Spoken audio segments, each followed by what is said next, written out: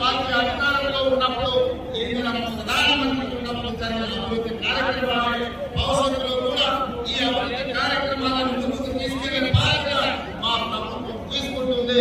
ఈ మెదక్ జిల్లా ప్రాంతంలో అవసరమైన సాగునీరు కానీ తాగునీరు కానీ పరిశ్రమల యొక్క అభివృద్ధి కానీ పారిశ్రామిక వాటాల కోసం కేటాయించే నిధులు కానీ తప్పకుండా మేము మంజూరు చేస్తాం. అదేవిధంగా జనగాల నుంచి చెక్కన్న చిట్టి అందిస్తూనే ఉన్నాడు.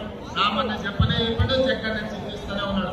సింగూరు మంచి పర్యాటక ప్రాంతం, సింగూరు నుంచి మంచిల జలాలు ఈ రోజు నగరానికి దాహాన్ని తీరుస్తున్నాయి. తప్పకుండా ఈ సింగూరు ప్రాజెక్టులో 100% మంచి పూరిత